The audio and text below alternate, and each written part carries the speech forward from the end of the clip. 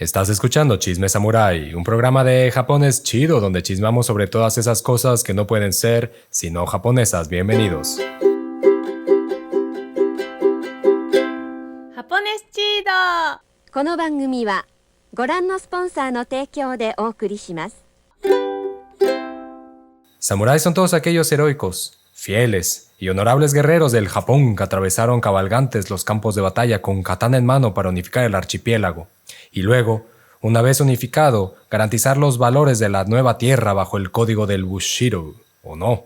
La imagen de los samuráis que flota en la industria cultural y en el imaginario colectivo, sea el japonés o el de la fanaticada foránea, no es sino un producto a partir de las reproducciones y deseos de un periodo en decadencia para el mítico y místico guerrero de antaño, el periodo Edo. Un tiempo en el que la violencia, característica de su rigor guerrero, se vio desplazada por la burocracia y nuevas formas de participación política, social y cultural. El violento reencuentro con Occidente y las aspiraciones patriotas de la chaviza tendieron la posibilidad de renovar los deseos de retorno a un momento en el que los afamados guerreros samurái no eran sino eso, guerreros. ¿O no? Bienvenidos a otro chismecito donde vamos a desentrañar algunos elementos importantes para la construcción del samurái premoderno, ese tema de cabecera que uno siempre debe traer ahí en su bolsillo, en su disposición para la sobremesa. Antes que nada, un agradecimiento perpetuo a nuestro patrocinador de hoy, las míticas Tokyo Banana, Tokyo Banana. ¿Alguien ha probado la Tokyo Banana en su camino, en su desfile, en su tránsito por el archipiélago? Porque dirán Tokyo Banana, pero no está solo en Tokio, están donde sea, ¿no? Es un plácido bocadillo del archipiélago, que además, ya estoy salivando porque las estoy viendo. Las Tokyo Banana, tradición de cabecera, fue el primer, eso importante resaltarlo, el primer artilugio, primero Miyage en llevar la palabra Tokio en sí. A mí se me hace que se les pasó a muchos la chance, ¿no? De cómo le ponemos a nuestro producto, y salieron 20,000 nombres, pero pues, aquí quienes avivaron fueron Tokyo Banana, quienes supieron que si había éxito en algún lugar, era en el nombre Tokio. Y no solo eso, porque sí están chidas, la neta están chidas. Aquí están. Además están bien bonitas, güey, están bien bonitas. La voy a abrir para que vean que no miento, que sí están bien bonitas. Güey, están bien bonitas. Estas son de conejito con su arrocito, una edición especial que sacaron, que es la caja que tenemos justo acá atrás. Pero, güey, están bien chidas. Están bien buenas. Güey, Tokyo Banana. Siempre en los mejores chismes. Nuevamente un agradecimiento perpetuo a Tokyo Banana, que se rifó con este chismecito sobre samuráis premodernos. Si se encuentra Tokyo Banana por su tránsito en el archipiélago, llévese uno de cada uno de todo lo que vea, no hay falla, uno de todo lo que vea. Probablemente el concepto de samurái más exacto es aquel de inconsistencia, ambigüedad e indefinición, en donde el guerrero del siglo XII no tiene nada que ver con los del siglo XVI, y mucho menos con los del siglo XIX, que avivaron el oeste de Japón y las calles de Kioto hacia la restauración Meiji de 1868. Un cambio para destacar con cierta importancia es que, tras el establecimiento del régimen Tokugawa, el Estado central aspiró al monopolio de la violencia que, por varios años, había pertenecido indistintamente a toda la clase guerrera.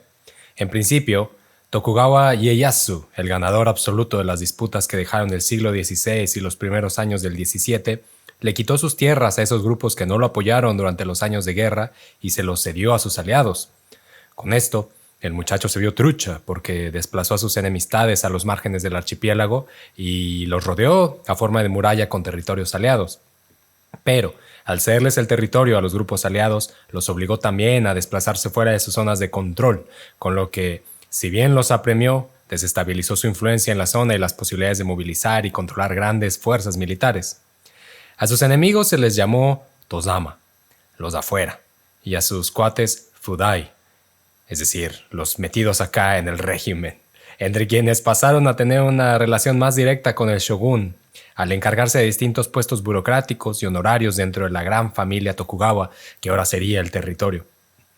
Una categoría que invariablemente apareció y de la que hablaremos después, en otro chisme, será la del Ronin, el afamado hombre de olas que nos dio figurones como el de Rurouni Kenshin.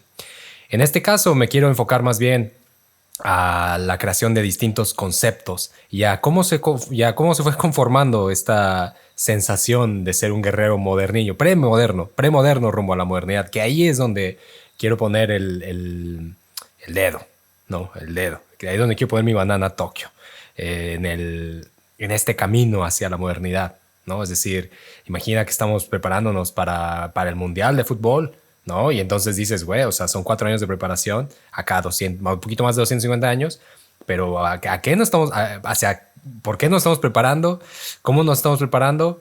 ¿En qué sentido nos estamos preparando? ¿Y cómo vamos a debutar? ¿No? En el primer partido de nuestra agrupación de clase Samurai. Que es interesante porque el periodo Edo, si no recordamos desatinadamente, pues es este periodo de unificación. Sin embargo, hay que recordar, y se ha dicho siempre en este chisme, que unificar significa a la vez desprender, ¿no? Romper, generar rupturas en otros lugares. Para unificar algo hay que romper otras cosas. Y digamos que el intento de los Tokugawa, al menos de este largo periodo de control por la familia Tokugawa y sus allegados, fue por ese tiro, por la homologación. Sin embargo, como lo decía en la introducción, a mí me parece que la definición más atinada o el intento de definir el samurái de una manera más atinada es la de evocar algo inconsistente, porque no es el mismo el samurái, el guerrero del siglo XII que el del siglo XIX, ¿no? A las puertas de la modernidad, que aquel a las puertas del periodo medieval, sea obviamente a consideración de todas las significancias de un periodo y otro y de la forma de generar, ¿no? esta división de tiempos para su estudio y para demás cosas.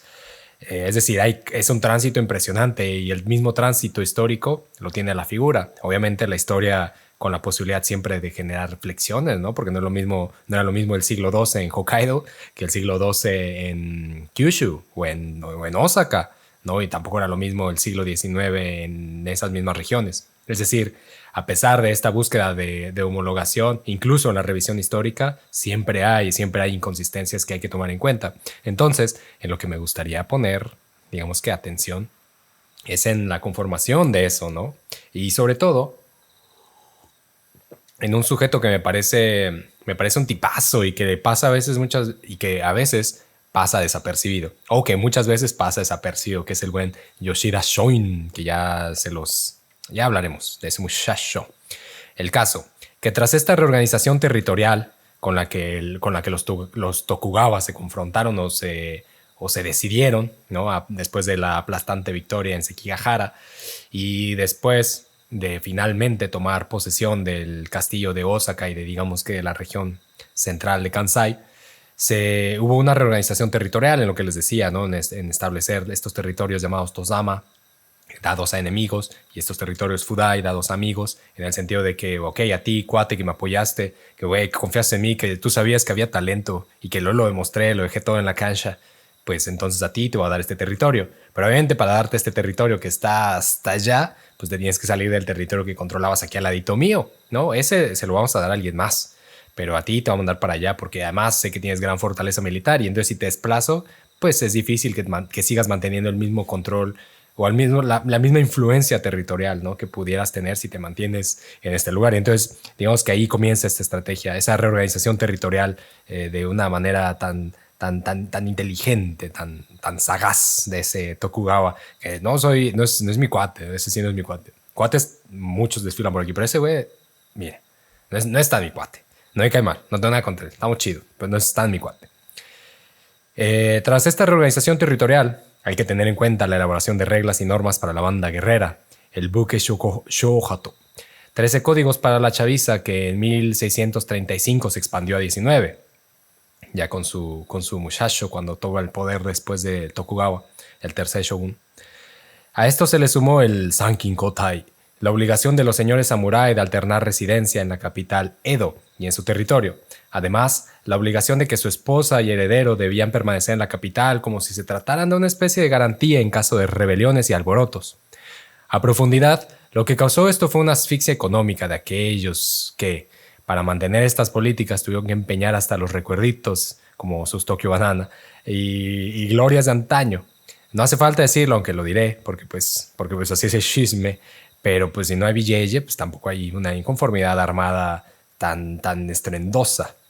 Por último, clave en esta reorganización fue el temor permanente del Gekokuyo, que igual y por ella dijeron, güey, el clásico, güey, Gekokuyo, güey, a mí también me da frío, güey. O sea, yo también si fuera los Tokugawa, a mí también me da frío el Gekokuyo. Pero si no saben cuál es el Gekokuyo, esto se refiere a cuando la perrada derroca y toma el control sobre los de arriba. Un temor que, si me apuran, nadie lo está haciendo, pues sigue flotando ahí, ¿no? Como el comunismo en los libros de texto.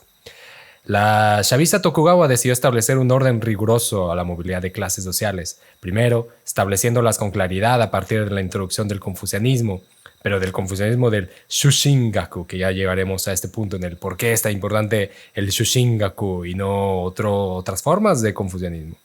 Y dos, haciendo a los samuráis una categoría solo posible por herencia. En ese sentido, que es importante, antes de mencionárselos, que estas clases, aunque establecidas y que reconocidas de alguna u otra forma históricamente, como claro, así quedaron, güey, así las clases sociales de Japón definidas como estas, pues es claro que hay muchas personas que no entran en estas categorías y que por ende no entran dentro de la historia o dentro de las recapitulaciones históricas, aunque hayan estado ahí y aunque hayan sido verdaderamente activas y hayan influenciado un montón digamos que su mundo y su periodo. Sin embargo, pues es una forma de reorganización histórica que a conveniencia de un sistema, a conveniencia de una teoría, a conveniencia de una imagen homogénea, pues se ha mantenido así en la revisión histórica y se propone así desde el periodo. Hasta arriba, digamos que la banda imperial, ¿no? Esa pues hasta el cielo, güey. Despuésito, Shi, la banda samurái. Después, No, que son los granjeros. Ahora, importante aquí, yo lo he mencionado hasta el cansancio, o sea, hasta sudar, que obviamente no significa solamente banda que es decir, campesino, esta categoría de campesinos, de granjeros, no solamente es quien ara la tierra, también hay una enorme gama de mundos campesinos y de campesinos, hombres, mujeres, que no entran en estas categorías, que el Estado visionaba, ¿no? Que el Estado quería, como de, güey, nosotros aquí si la riqueza se tasa por el arroz, aquí lo que necesitamos es gente que produzca arroz. Entonces, esta categoría está muy definida no debería ser campesinos o granjeros, deberían ser como banda que produce arroz. Artesanos y hasta el fondo los comerciantes, porque esta banda aparentemente sin ningún valor se apropiaba del sudor de la gente y recibía las ganancias por ello. Entonces, pues como que no caían tan chido. Y hasta abajo, la banda Burakumin, que se ha hablado en otros episodios sobre esta banda que todavía hasta la fecha podríamos decir que sigue siendo un tabú en general. Todavía está este escritor, que ya este vato le tenemos que dedicar un chisme, que es el Nakajima, que era un escritor que pertenecía abiertamente a la comunidad Burakumin, es decir, él dice, güey, así dijo ese güey, yo como Burakumin, pues, ¿qué poder existe, no? ¿Qué poder existe para mí en esta sociedad, sino a través del poder de la imaginación, de las letras? Y él abiertamente perteneciendo a la comunidad Burakumin, a esta comunidad que no era ni siquiera considerada ser humano, y estamos hablando de la década de los 60 todavía, cuando además como estrategia estatal se toma estos buraku, que eran digamos que estos guetos, estas comunidades, y se les transforma más bien en comunidades obreras, ¿no? En colonias obreras donde la banda pues podía integrarse al sistema económico. Era la necesidad de integrarlas a un sistema económico que pues obviamente venía creciendo a consecuencia de muchas cosas, pero no necesariamente de un milagro, como se maneja siempre. Pero bueno, son otros temas, pero güey. El caso es que a la banda samurái se les dio un estipendio determinado según su rango, y lo cual podía variar un montón entre quienes estaban en lo más alto, quienes estaban entre la perrada. También variaba por territorios y según la producción que se lograba. Esto, obviamente, de bote pronto, pues suena bien, ¿no? Me van a dar un estipendio, güey, pues chilo, güey. O sea, por enseñar por dar mis enseñanzas morales, güey, chilo, güey, ¿dónde firmo? Sin embargo, pues hasta el final terminó por atorar a la banda bastante recio. Además es interesante porque lo cuenta Mino Yoshihiko, ¿no? Es decir, la riqueza se tasaba en arroz, acá como con nuestro conejito. Yo me lo comí, pero con nuestro conejito, que aquí se puede ver, con nuestro conejito que sostiene el arroz, ¿no? Como digamos que la forma de tasar la riqueza. Había muchas prefecturas, entonces no se llamaban prefecturas, muchos feudos, muchas familias que no parecían tener ingresos o no parecían tener una economía choncha, ¿no? Poderosa. Pero pues esto es porque se tasaba la riqueza en arroz. Sin embargo, eso no significa que no tuvieran recursos. Había mucha banda que producía, por ejemplo, sal, ¿no? Había mucha gente que se dedicaba a la pesca o a la tala de árboles, es decir, a las maderas preciosas. En general, había mucha otra industria que no necesariamente se tasaba como estándar de riqueza, pero que producía igual o mucha más riqueza, ¿no? Y que a pesar de que en los documentos aparezcan como comunidades pobres porque no plantaban arroz a grandes cantidades, pues tenían bastante billete. Y eso es para que quede ahí instaurado no es instaurado, lo dejo ahí como un programa que pueden instalar o no en su disco duro. O sea, como ahí está esta observación, esta forma de ver el panorama y que no solamente nos vayamos con que quienes producían arroz eran muy ricos. Obviamente había territorios muy vastos, ¿no? Que tenían la capacidad de producir tanto arroz que pues generaba, desbordaban riqueza, pero había otros que no necesariamente producían tal cantidad de arroz, pero que aún así tenían gran riqueza, como lo era, por ejemplo, Iga, ¿no? O en su momento incluso esta zona sur de Nara, la zona de Sakai, por ejemplo, también. Eran zonas de comercio, ¿no? Zonas de tránsito. Y por tránsito, pues quiere decir que pasaban muchos productos, no solamente mucha gente, entre esas personas muchos productos y se generaba riqueza de otras maneras. Entonces, eso es importante para que quede ahí. Las apariencias a mí me parece que son parte central en la configuración del samurái premoderno. Por premoderno nos referimos a todo eso que acontece antes de 1868, que ya llegaremos ahí. Pero me parece que las apariencias son un caso importante. Yo me acuerdo mucho, ahí el buen, pregúntenle al Diego de Las Vegas. De hecho, hay un chisme que quedó grabado para la bandita del Patreon, donde hablábamos el buen Diego de Las Vegas y yo sobre aquella vez que entramos a un club de taiko, de wadaiko, ¿no? Estos tamborzotes a los que le pegas con ira. O bueno, que les pegas, ya que alguien sabe qué trae. Pero la clave es eso, o sea que yo me acuerdo mucho de cuando empezamos la primera clase, nos dijo el instructor, que era pues banda de ahí del Japón, que decía como acá, a ver, lo más importante, obviamente es chido si le sabes pegar, es chido si eres bueno, es chido si tienes técnica, o sea, esas cosas pues están chidas.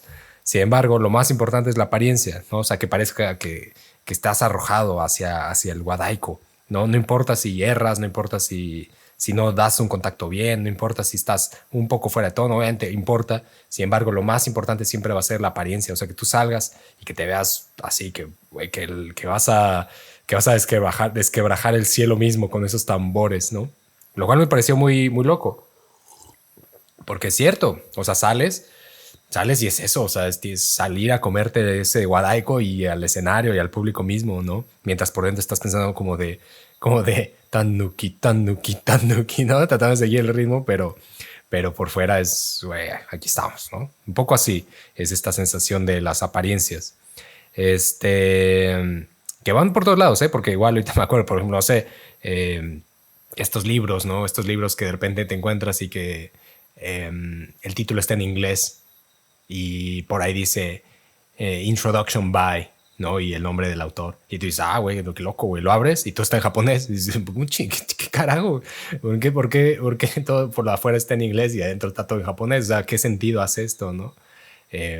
Como probablemente otras formas de apariencia. Apariencia es vital, ¿no? Es vital para generar, digamos que esta lectura por parte de quien está viendo, del observador, ¿no? Y de generarse una imagen, en este caso en la del samurái, pues obviamente una imagen de superioridad, ¿no? Había que dejar en claro a esa otra edad que pues, uno es superior. Es como cuando, es como cuando a las Olimpiadas o a los Olímpicos van estas potencias, superpotencias, ¿no? Y van y ganan medallas, ¿sabes? Porque pues, sabes que van a ganar medallas. Ahí está metido el billete en ganar medallas.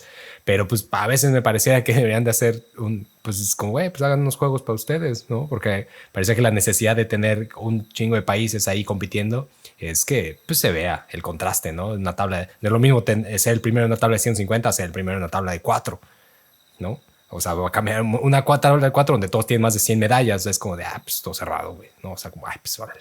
Pero es como, güey, es el primero de 150, o sea, güey, ¿no? Estas apariencias de generar, o sea, de poner a los otros bien debajo, no solamente poniendo a esa autoridad debajo, sino también uno poniéndose arriba era algo muy, muy samurái, ¿no? Y desde el lenguaje y demás, que no nos vamos a meter demasiado porque el tiempo se nos escurre entre las manotas llenas de dedos, pero digamos que las apariencias son importantes.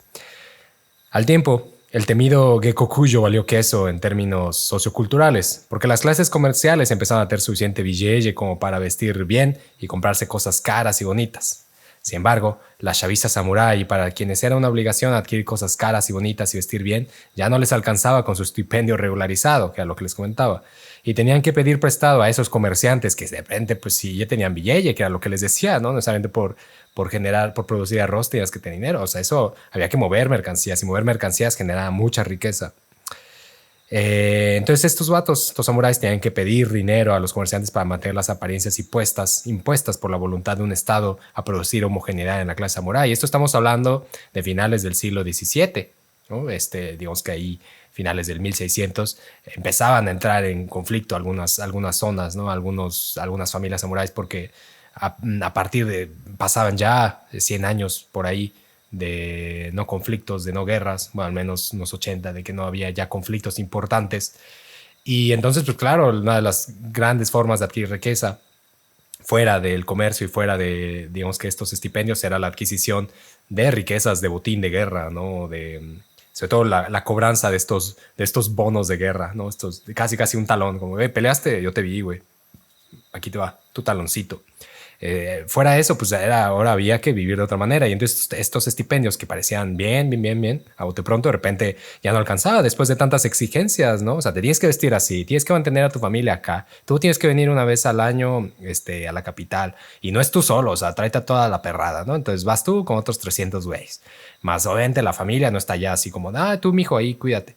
No, y ahí tú encuentras un trabajito, en una combine. Como, a ver, tú te vas y te vas con todos los gastos bien pagados en una casa Shila, ¿no? En un lugar muy, muy loco acá en la capital. O sea, era asfixiante eso, sobre todo para quienes ya no podían sostener, ¿no? Que quedaban ahí digamos que en el intermedio entre, güey, pues jerarquía tengo, pero dinero ya no.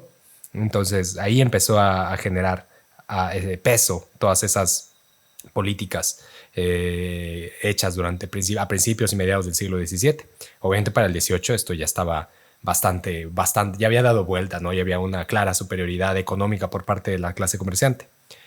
La banda de peso entre los samuráis tenía puestos burocráticos que en el mejor de los casos servían directamente a los Tokugawa, pero que aún fuera colectando impuestos para su causa, o haciendo censos, o dirigiendo rituales, o como gerentes de almacenes de granos, o consejeros, o cualquier otra figuración burócrata, tenían que cumplir con estándares sociales de su clase que los forzaban a gastar dinero que no tenían, que no ganaban y que no iban a tener. Este tiempo era también una gran producción literaria y gráfica, con la producción de grabados eróticos, por ejemplo, que eran consumidos por igual entre hombres y mujeres. Era también un tiempo de teatro de marionetas, teatro kabuki, del cual, por cierto, las mujeres fueron desterradas en 1629 por ser un entretenimiento asociado con la prostitución, cosa que igual no cambió demasiado porque después de las mujeres también se le prohibió a la chaviza, a los chavitos, participar en el kabuki pensando en que también eran arrastrados a este mundo.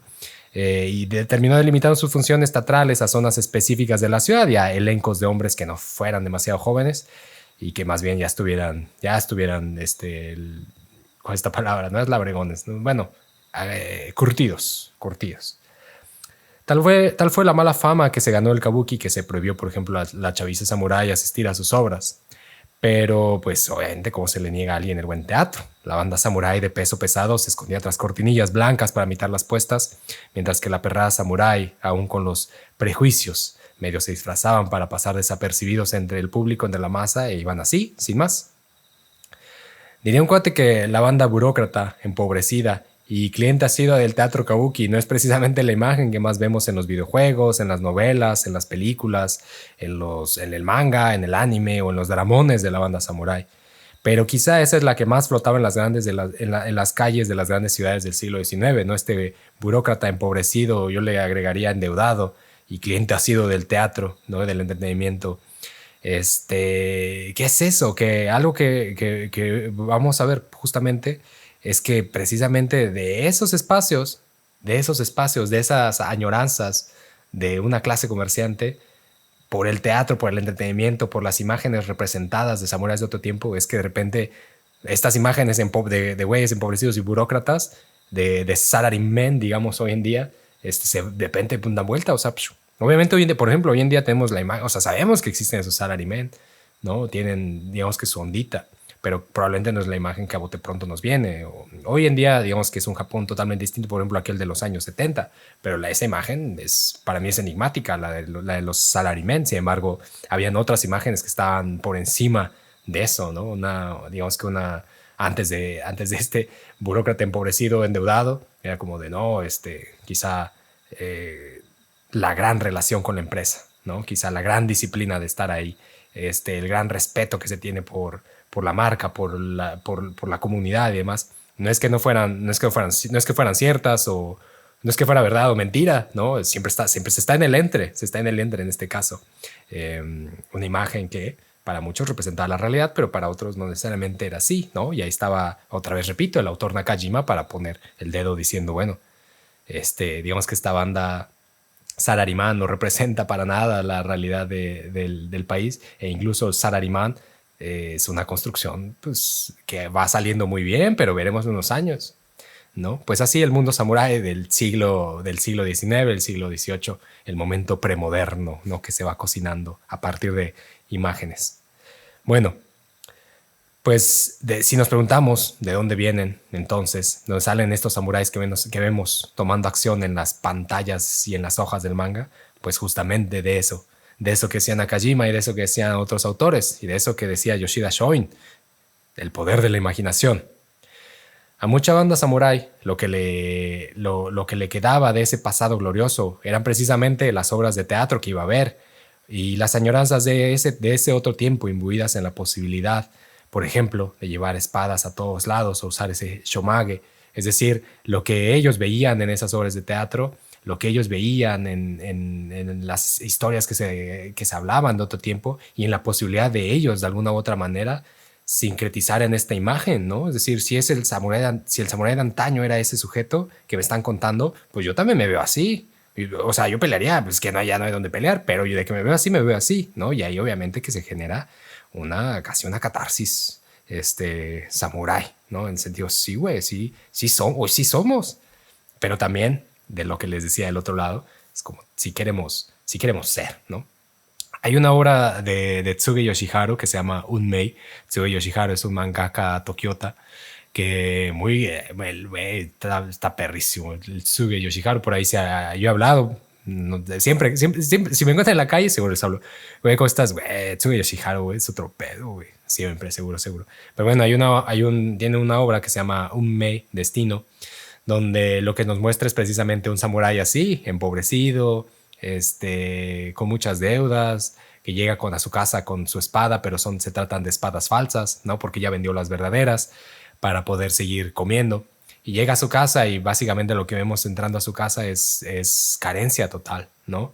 Lo que vemos tal vez por fuera es otra cosa, es una imagen muy elevada, pero una vez que entramos a su casa y vemos lo patético de esta destrucción, ¿no? Que esta abrasividad, esta abrasión en la que está puesto su mundo, me parece muy loco, o sea, me parece locochón. Ahí se los recomiendo. Unmei de Tsuge Yoshiharu.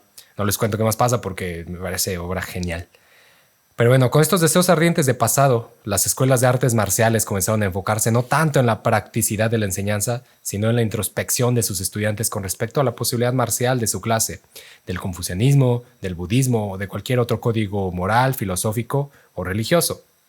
La verbalización de esta introspección en su relación con las armas y la moral permitió al samurái reconfigurar su existencia bajo el cobijo del neoconfucianismo, que básicamente les asignaba una posición indispensable con respecto a su tiempo de paz.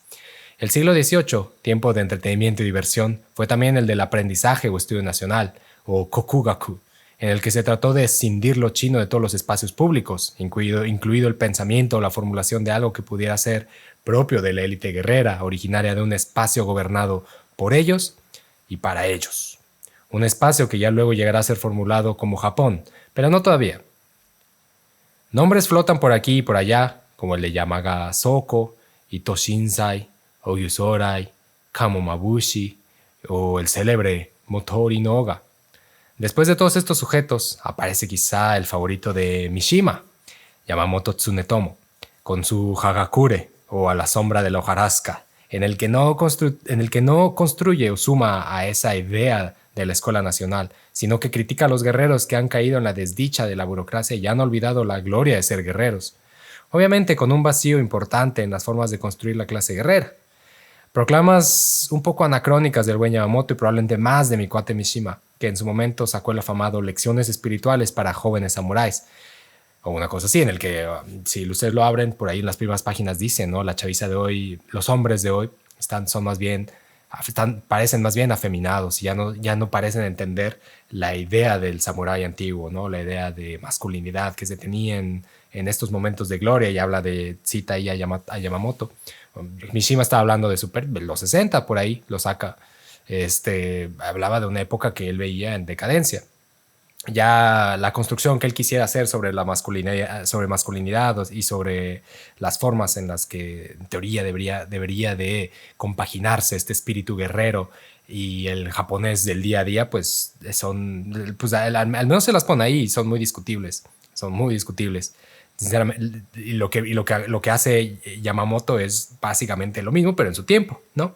Empieza a criticar a la sociedad de su momento y más que sumar a la escuela nacional, lo que hace es contrastar esta ideología de la escuela nacional a la que los autores que mencioné pues agregaron muchas cosas y decir, bueno, esto está dicho aquí, o sea, sí, muy chido esta escuela nacional, pero no veo claro hacia dónde estamos yendo como hombres dentro de este cuerpo de la nación imperial, ¿no? De la nación de nuestro emperador y cómo estamos sirviendo, no lo veo claro, decía, ¿no? Y algo muy similar proclamado por ahí Mishima.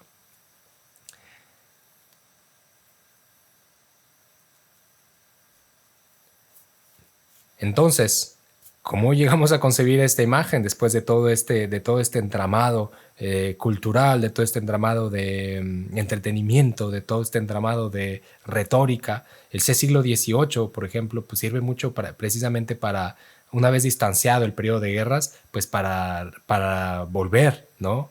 A ese pasado, oye, pues un día fuimos guerreros, ¿no? Obviamente los sujetos que vivían en ese momento ya no habían tenido ningún contacto con la guerra y sus padres tampoco. Entonces, digamos que esta introspección a través de las artes marciales fue un medio, ¿no? Y obviamente la proliferación de textos nunca dejó de estar. Y eso, pues, sin duda, tuvo mucho que ver para lo que viene. La producción de historias e imágenes de los samuráis durante el periodo Tokugawa fueron responsables en la creación del imaginario colectivo de este tiempo premoderno.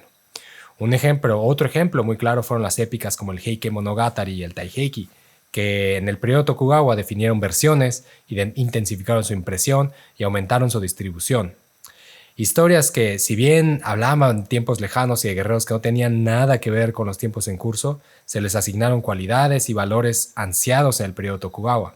Además, esta idea de la campana de Gion, que marca la impermanencia de las cosas con las que abre el Heike Monogatari, pues es al final muy mundo flotante en el sentido de este mundo, ¿no? de emociones fugaces y breves que experimentaba aparentemente la sociedad, la alta sociedad o la sociedad de Villeye, Tokyota o en su momento de Edo. Que hoy la Tokyota se me hace que también, por ahí. Otros responsables de la creación de estos samuráis fueron Saikaku Ihara y Chikamatsu Monzaemon, pero ellos a otro nivel, el de la introspección y la complejidad emocional. Es decir, mientras el Taiheki y el Heike Monogatari lo que hicieron fue, digamos que generar una imagen, ¿no? Una apariencia en cuanto al samurái y en cuanto a valores un poco vagos, ¿no? Un poco vaporosos, como guerreros honorables o guerreros fieros o digamos que estéticas dentro de la muerte. Es más que dentro de la vida, dentro de la muerte. Lo de Saikaku y lo de Chikamatsu fue más bien a un nivel de introspección y de complejidad emocional, ¿no? Psicológica incluso. Sus caracteres, sus personajes tenían cierta profundidad. Obviamente no eran como personajes que de repente iban a tener un viajezote, ¿no? En medio de la gran Osaka, ¿no? En medio de los canales osakenses iban a decir como, güey, Kubadis, güey. Sin embargo, si eran, digamos, si estaban sumergidos en el vaivén del tiempo que estaban viviendo, ¿no? Le daban importancia al honor, pero lo interesante es que a la hora de vivir por ese honor, o las cosas que ellos querían eran por honor, pues caían en realidad en acciones ridículas y graciosas, por insensatas, por patéticas y por pueriles. El caso de Monzaemon es el de quien proyecta amores agonizantes entre la clase samurái y prostitutas, pero también entre banda comerciante que se dibuja y se percibe a sí mismo imbuido con los valores de la clase guerrera. Es decir, Monzaemon, el mismo perteneciente a la clase samurái, aunque digamos que una clase un poco baja, sabía esto, ¿no? Y entonces lo que empieza a hacer, sabe, güey, mi billete, o sea, el billete no está puesto solamente de la clase samurai, o sea, la clase comerciante es la que también trae el billete, y entonces empieza a hacer personajes con los que la clase comerciante también se puede sentir identificada, ¿no? Donde estos amores que no se pueden dar por la diferencia de clases también les pega a ellos. Sin embargo, ellos no son esos comerciantes nada más ahí puestos, ¿no? O sea, son comerciantes que llevan toda la vestimenta y toda la imagen de samuráis, ¿no? Traen el chomage, traen la ropa, traen las espadas. Obviamente no tienen el estatus, ¿no? Y no tienen el estatus que no lo pueden comprar dentro de estas historias, ¿no? Y se ven entonces tendidos y reducidos a lo que el mundo de su tiempo los reduce. Pero está hecho precisamente para eso, para identificar a la clase comerciante con estos valores, ¿no? Tan bien vendidos de la bandita samurái. Por ahí, pues ahí está el episodio de los amantes suicidas de Sonesaki, que tenemos también acá en el Chisme Samurai. Y obviamente pues hay muchas historias de Monzaemon pues, al respecto. Películas también. Un ejemplo que imbuye todos esos elementos sería por ahí el caso de los 47 Ronin, o también llamado en su faceta teatral Chushingura, del cual hay un episodio igual que pueden checar, con el buen Diego Las Vegas. Importante en el caso de Chushingura es que muchas de sus puestas en escena y de sus reproducciones ilustradas estuvieron patrocinadas precisamente por la banda comerciante, quienes aspiraban en muchos espacios a ser como la banda guerrera, vestir como ellos, actuar como ellos, peinarse como ellos, morir como ellos. Sin embargo, cuando lo vemos en retrospectiva y con el periódico del lunes, es decir, cuando dices, güey, obviamente por eso el Querétaro se dejó empatar por el Pachuca, güey, o sea, no fue un circunstancial, o sea, hubieron cosas ahí que llevaban a este empate, ¿no? Cuando el Querétaro tenía la delantera. Pues cuando lo vemos así, nos damos cuenta de que se trata de una imagen hecha por ellos para el regocijo de ellos. Ya no hablo del Querétaro, hablo de la clase comerciante que hace una imagen de ellos, para el regocijo de ellos y la sensación de posibilidad, ¿no? Decir, no somos tan diferentes. Esos samuráis, o sea, podemos, nosotros también traemos con qué. Y si no, traemos dinero con lo que podemos comprar. A pesar de los intentos por delimitar clases sociales, fue claro que los comerciantes tenían el billete para traspasar esa línea. Cargaban con el peso económico de sostener las deudas de los samuráis que tenían la obligación de mantener su imagen intacta. Y mientras esto sucedía, los comerciantes, como clase, educaban a sus hijos en consecuencia de que algún día el dinero les permitiría aspirar a ser parte de esa clase guerrera, y el pleno donde se construyó ampliamente esa posibilidad fue la cultura popular, y por ende, la imaginación. Ahí está, por ejemplo, en el capítulo del Shinsengumi, está el caso de Kondo Isami, que era, por ejemplo, él no era, digamos que de origen samurái, ¿no? Ahí como estaba estipulado en las normas desarrolladas durante el siglo XVII por la banda Tokugawa, el Bukei Shohato. Ese güey era de una familia campesina, sin embargo, lo venden, o digamos, lo adoptan, para llamarlo de otra manera, pero pues en realidad lo venden. Lo adquiere una familia samurái que no tenía de bajo rango, que no tenía herederos, lo adoptan, toma el título de samurái y ahí está. Ahí tienes un vato que pues, al final se gana un renombre dentro de la bandilla samurái, ¿no? Es decir, hablar de Kondo Isami es hablar de banda pesada dentro de los samuráis, o sea, no es cualquier cosa, ¿no? Ahora, la década de...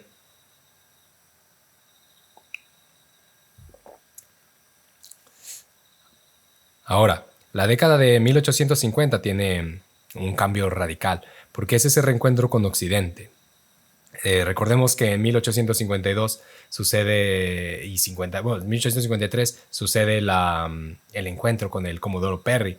Digo 52 e incluso esos años, al principio, porque hay mucho contacto con barcos de otros países. No solamente el Comodoro Perry, al final es el que trasciende, ¿no? Por violento, pero... había habido un contacto con un barco ruso antes, había habido contacto con británicos, franceses, etc. El caso relevante, digamos, para este suceso violento, para este encuentro violento con Occidente, es con el Comodoro Perry en el 53. en el que, si recordamos, pues obviamente viene exigiendo comercio. Había muchos barcos ahí, pescadores en las aledañas, en las zonas aledañas al territorio, Asia, pescadores de ballenas. Había habido ya una invasión importante, perdón, una invasión importante a China por parte del Reino Unido en la Guerra del Opio. Y entonces, digamos que en el acecho del gran continente y de las islas que flotan alrededor, que parecen flotar alrededor, como en este caso Japón, pues ahí estaban los poderes occidentales, por no decir colonizadores. Entonces, claro, cuando eso acontece, pues de repente algo truena, ¿no? O sea, algo truena y es como de, güey, no podemos regresar, digamos que o sea, permanecer así como si nada, ¿no? Con estas mismas añoranzas de las que habla Yamatomo, o de las que hablan aquellos pensadores de la escuela, que era esa escuela del pensamiento, digamos que de la escuela nacional, se desprende de la escuela Mito, que pensaba que la solución a los problemas del tiempo estaba en regresar a la sociedad japonesa hacia su orden y perfección, ¿no? Es decir, todo este mundo flotante que tan activo se vuelve en la capital, todo digamos que este desplazamiento de clases, pues tratarlo, reorganizarlo, ¿no? Regresar a la perfección que nos mantuvo ahí en ese glorioso siglo XVII de orden y progreso. Esa misma que habían tenido durante tantos años, pero que no tomaban a consideración pero no tomaban a consideración esta escuela de Mito, que el encuentro con el exterior significaba también un encuentro con ideas y conceptos que estaban más allá del merequetengue bélico. Y eso lo digo porque, obviamente, al de repente darse este reencuentro con Occidente, que, digamos, al menos en Nagasaki, por ejemplo, pues había un contacto directo con holandeses. Estaban los estudios occidentales. Ahí digamos que había un espacio para los estudios occidentales. Había banda que sabía de lo que estaba pasando en el mundo. Había gente que se subía a barcos, ¿no? Y que se iba a viajar por el mundo y que luego regresaba por ahí. Solamente que no son historias que necesariamente hayan quedado impresas en la hegemonía histórica del archipiélago, pero es decir, información había y se sabía, ¿no? De las cosas que estaban pasando alrededor. Entonces tampoco es que de repente todo fuera como muy nuevo. Sin embargo, digamos que esta postura, ¿no? De repente sobre la posibilidad de ser un país colonizado o un territorio colonizado o colonizador, pues empieza a generar también otras formas, otras ideas, ¿no? Y en eso recalco la diferencia en el confucianismo, en el neoconfucianismo que se enseñó durante el periodo Tokugawa, que era el Shushingaku. De esto pueden saber más en el capítulo de Osho Hachiro que tenemos en el podcast. Entre el confucianismo Shushingaku y el Yomeigaku. El Yomeigaku invita de alguna u otra manera a la acción, es decir, el que no actúa, entonces realmente no sabe, ¿no? Y en esto no se trata de ser políticos, ¿cómo llamarlo? Políticos que puedan liderar una nación. Se trata de ser simplemente sabios, pero obviamente esta sabiduría que solamente puede tomar forma en la acción, pues es totalmente política, ¿no? Esto lo sabían bien quienes lo estudiaban, bien quienes nos lo enseñaban y demás. El caso es que un personaje que entra en acción en este periodo es Yoshida Shoin, quien incluso intenta subirse a uno de estos barcos, ¿no? de los barcos americanos que llegan. Yoshida Shoin, que es repelido, ¿no? No lo dejan subirse, no puede subirse, al final es arrestado. Pero digamos que Yoshida Shoin, del clan Shochu, y la Yamaguchi, la 7 veces heroica Yamaguchi, había empezado a desarrollar ideas durante esta década. Él tiene un sueño, así como quien tuvo un sueño también, con Malcolm X, este vato también tuvo un sueño, ¿no? Yoshida X. Pero en su sueño ese güey era un tigre. Dice, yo era un tigre, ¿no? Y el tigre pues básicamente es coraje. Sin embargo, este tigre iba a renacer 7 veces. Así como el Shichisei Setsu del buen Kusunoki Masashige, ¿no? Que también está ahí por ahí el chisme de Kusunoki Masashige. Si ustedes están como, ¿quién? Sí suena, pero no sé quién. Pues Kusunoki Masashige, que en la batalla de Minato, en el siglo XIV, le pregunta, ya rodeado, a punto de ser rodeados por el enemigo, ellos en defensa del emperador, Go Shirakawa, le pregunta a su amigo, a su hermano, le dice, güey, si murieras ahora, ¿qué desearías? Si pudieras renacer, ¿qué desearías? Y su hermano le dice, yo quiero renacer 7 veces para pelear contra los enemigos del emperador y vencerlos cada vez. Cosas más, cosas menos le dice. No, estoy medio parafraseando porque algo así dijo. Y entonces el Kusunoki Masashi dice, huevo, güey, yo también. ¿no? Y entonces de repente la historia de Masashige trasciende, tan trasciende el tiempo que incluso el mismo Mishima, cuando sale en el balcón y despliega este Gekibun, ¿no? Su última voluntad, por llamarlo así, este manifiesto. Y la banda trae eso, o sea, trae escrito el Shichi Seisetsu, que es eso, básicamente lo de renacer 7 veces, ¿no? Para derrotar a los enemigos del emperador, a los enemigos de la corte. Entonces, pues, Shoin tiene este sueño y dice, güey, claro, güey, o sea, güey. Y entonces empieza a escribir, se pone a escribir, ¿no? Y empieza a tener estudiantes. Ese vato dice, los textos anteriores en general, los que dejaron, por ejemplo, la escuela de Mito, pero también los que vienen de antes, incluidos estas épicas, que no olvidemos que la épica, el Heike, el Taiheiki y demás épicas se escriben hasta el periodo Meiji, es decir, hasta finales, o sea, hasta que termine el periodo Meiji, digamos que a principios de 1900, hasta ese entonces, periodo Meiji termina en 1912, digamos que entre ese inter, los textos, estas épicas, eran considerados textos históricos, o sea, no eran consideradas épicas, ¿no? Y eso es importante también tomarlo en cuenta a la hora de entender por qué generan una imagen específica, un imaginario sobre la banda samurái. Estas épicas y demás textos, pues está bien, o sea, es interesante leerlos, dice Shoin, ¿no? Es decir, ilustran el espíritu de la época. Y en ese sentido, pues chido, chilo. Pero la actualidad se define en otros términos que debemos volcarnos a comprender, ¿no? En este sentido, para mí genera una sensación, una separación de la absorción absoluta del conocimiento proveniente de fuera, de otro tiempo, de otro espacio. Y él dice, o sea, hay que adoptar tecnología militar y colonizar, ¿no? O sea, es claro, hay que ser un país colonizador y no colonizado. Pero la ropa que se hace en Choshu, por ejemplo, ahí en Yamaguchi, y la comida que se prepara aquí, sirve a sus habitantes, ¿no? Esta es la comida que necesitamos, esta es la ropa que necesitamos, dice él.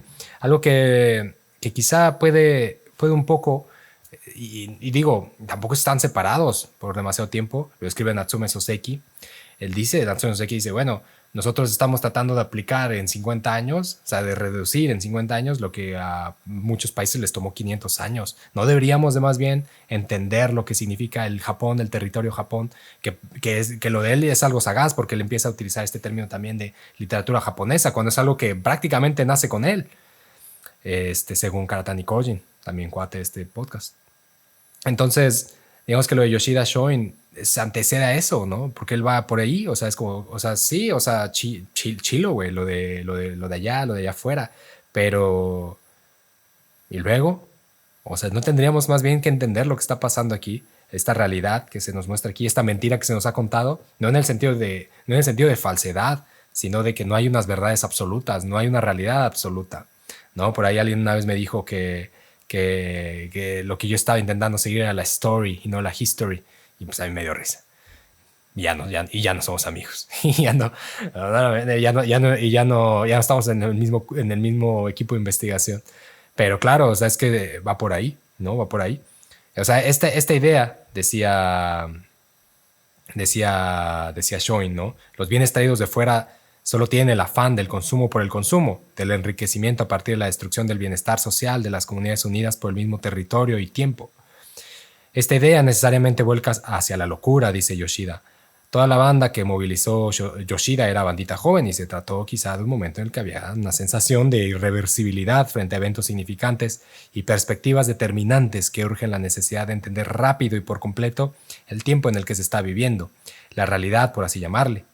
Pero la juventud de esa bandita samurái estaba limitada a la tradición, que no es sino el legado de la civilización con la capacidad de confirmar o denunciar los roles existentes y la posibilidad de esa chaviza por juzgar lo que la historia les ofrece, les ha ofrecido y les va a seguir ofreciendo. Es en ese sentido que digo lo de Story, es en ese sentido que lo de Yoshida Shoin vuelca hacia la locura, ¿no? Es decir, desconocer esta realidad. Pero imagínate que tú, claro, el día de pasado mañana, no mañana, porque mañana, pues, güey, el día de pasado mañana, entonces conoces la realidad como tal, ¿no? Es decir, lo que está dado por hecho, ¿no? Y no me refiero a cosas como, güey, el cielo es azul, güey. O sea, imagínate que el día de mañana desconocemos el capitalismo así como nada, como si nada, ¿no? Algo que tenemos ya normalizado y absorbido. El día de mañana decimos como, güey, esa amada, ¿qué, güey? ¿No? Y de repente tratamos de proponer no desde la sensación de vamos a derrocar esto, sino desde la invención de otra realidad que no se desprende de ahí, que obviamente se desprende de ahí de alguna u otra manera porque estamos inmersos en ese tiempo, pero no parte de la idea de complementarse o de suplirla, de derrocarla. No lleva esa relación, sino es otra, ¿no? Digamos que denuncia, saca un pie, a la vez que mira su tiempo y mira que esto está aquí, que esto está aconteciendo, me refiero a lo de Yoshida, me refiero también al capitalismo, también tiene un pie fuera y es capaz entonces de ver su tiempo, pero de ver otro totalmente distinto. A esa loquera se refiere Yoshida. Cuando llega el punto crucial en el que la línea histórica en la que han estado viviendo y que determinó a sus familiares, por ejemplo, dice Yoshida, es el punto crucial, la juventud, digamos, ¿no? De él y de sus contemporáneos. Yoshida tenía 20 años, 24 años, o sea, ¿qué pedo?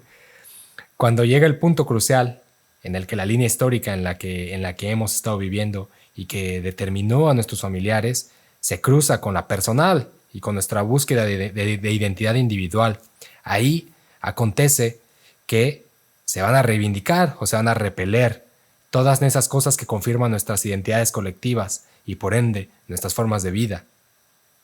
Puede resultar en un extrañamiento histórico, dice por ahí un cuate también, Harutunian, con el que una generación, la generación Yoshida, se topó entre el patriotismo y la restauración, al no poder asirse en un tiempo de orden y estabilidad que los poderes totémicos del Estado, la política y la historia les habían prometido, ¿no? De repente todo eso que te prometieron en tu juventud, que sería tu juventud, ya no está ahí, ¿no? Y no tienes, es decir, donde está puesta tu juventud no está puesta ahí y no tienes un lugar donde se va a poner, ¿no? Lo que está sucediendo, lo que estás viviendo no tiene nada que ver con eso, ¿no? Y entonces esa configuración que se había, digamos que predeterminado, pues ya no embona de la misma manera. No hay un orden natural de las cosas y entonces la juventud ya no tiene expectativas, no las necesita. Hay que ver la historia contra pelo, invertir el orden, dice Yoshida, no para derrocar al gobierno, Tokugawa en su momento, sino para abrir las grietas en las que puedan asirse otras posibilidades más atinadas al tiempo, a nuestra realidad, dice Yoshida. Ahí es cuando muchos lo empezaron a llamar, y él mismo su grupo se empezó a denominar locos con la partícula Kyo, ¿no? Por ejemplo, conocido Yamagata Aritomo, que al final fue el responsable de matar a Saigo Takamori en ese episodio. Hay por ahí un clip en la cuenta de Instagram sobre Saigo Takamori, sobre Senen Senso. Yamagata Aritomo, por ejemplo, él se hace autollamar Kyokai, ¿no? Es el que le importa la locura. Pero también está Takasugi Shinsaku, que también hay un episodio ahí breve para el Patreon, que es Shinsaku, probablemente uno de los más sagaces de Choshu, en la defensa de Choshu, que se hace llamar Toyo Ichi Kyosei, ese Kyo, ¿no? El mismo Yoshida se hace llamar Chomon Kyogatsu, ¿no? Entonces empiezan a tener estos nombres, estos seudónimos donde se aplican la misma locura, ¿no? Es decir, hay que ver hay que ver nuestro tiempo a contrapelo. Yoshida, como un hombre loco, está fuera de la sociedad de su tiempo, un patriota despegado con la capacidad de defender la tierra de las deidades, lo que él llamaba Shinshu. En su texto, Palabras de un loco, decía que se necesitaban nuevos líderes en la construcción de un espacio distinto, de Hoken, de la tierra feudal pasar a esa Shinshu, la tierra divina. Fueron él y la chaviza radical de su tiempo quienes trataron de reinterpretar un término adjudicado a la ligera a los samuráis, fidelidad. No es fija, decía Yoshida, sino que se desentraña conforme a la esencia de la época, va despejándose como niebla entre las montañas, más o menos así es, donde se devela si uno es beneficiario de la tradición, integradores e innovadores de la tecnología, renovadores de la fortaleza ética del tiempo o rebeldes empeñados en la destrucción de lo que permanece. Y esto, si no, esta crisis, justamente esta crisis, como lo mencionamos, surge de si la imagen del samurái surge a partir del poder de la imaginación, esta crisis en la que de repente se encuentra imbuida toda la clase, porque recordemos que esta restauración Meiji, este periodo premoderno, da vuelta y da un vuelco bastante violento, no a partir de revueltas campesinas, ¿no? Que no significa que no estuvieran involucrados, ¿no? Ciertas clases, ciertos espacios. Sin embargo, se desprende de una crisis de imaginación. Y en ese sentido no es muy diferente a mí se me hace a las crisis que vivimos hoy en día. Yo creo que la crisis que precisamente permea en la construcción, en la necesidad de Yoshida de tomar este rol, es una crisis de imaginación, la misma crisis que por tanto más de 250 años, o sea, la misma imaginación fue la que se dedicó a construir y a reconstruir el samurái. Es la misma crisis que de repente obliga, ¿no?, a una transformación, en este caso a una restauración, ¿no? Fue esa incapacidad de imaginar otras posibilidades la que de repente pues empezó a generar un nuevo samurái, ¿no? Que ya no sería el samurái premoderno, sino el samurái moderno, y que no caería en manos de Yoshida, pero caería en manos de varios de sus estudiantes y en muchos varios que no necesariamente eran partidos de Yoshida, pero que al ganar, digamos que los puestos de poder, parte de su energía la utilizaron precisamente a reimaginar el samurái. Pero bueno, ¿ustedes qué piensan? ¿Cuáles son esas imágenes de samuráis que más han permeado en sus vidas, ¿no? Incluida la clásica de Tom Cruise, la clásica de Rurouni Kenshin, o la de Jin, ¿no?, ahí en Samurai Champloo, o cualquiera de Kurosawa, o cualquiera de Kobayashi, el buen Oz, le mando un saludazo ahí, la de, por ejemplo, espada de Sword of Doom, ¿no? O sea, ¿cuál es esa imagen del samurái que más les ha penetrado en sus vidas? Déjenla ahí en los comentarios y lo vamos echando chismecito al respecto. Va. Pero bueno, pues nada, esto fue el chisme samurái de hoy. Un agradecimiento otra vez a Tokyo Banana. Recuerde comprar sus Tokyo Bananas si se encuentra transitando por el archipiélago, porque no solamente son de Tokio, aunque Tokyo Banana son de todo el Japón. Un agradecimiento también a la bandita de Patreon. Recuerden que se pueden unir a Patreon desde www.patreon.com/Japón es chido. Ahí pueden seleccionar 3 categorías. En realidad todas las categorías pueden acceder al mismo contenido, que es instrucciones para vivir en Japón, que es el chismecito sin cohesión sobre cine y anime japonés, que es algunas cosas extras por ahí, y que es también la posibilidad, bueno, todos estos capítulos están en un canal oculto de Spotify, lo cual está sucus trucus a Chisme Samurai también extra. Y también la última categoría, que es lo único que tiene diferente, pues se suscriben también, quedan suscritos a la mítica revista rural de cuento y fotografía bilingüe español y japonés, donde repensamos los espacios rurales de México y Japón, la Tokidoki Hyakusho. Así que pues nada, están invitados. Recuerden darle like acá a este capitulito. Recuerden compartir el chisme, ya sea por esas redes sociales que utilice la chaviza o en la sobremesa. A mí en la sobremesa me encanta en particular porque ya se pone a ver qué pedo con la imagen premoderna del samurái, familia. Esto lo estamos aplazando y lo tenemos que discutir ya, ¿no? Cool buddies. Pero bueno, compártanlo. Y nada, esto fue Chisme Samurai, un programa de Japón es chido, donde chismeamos sobre todas esas cosas que no pueden ser sino japonesas. Bye.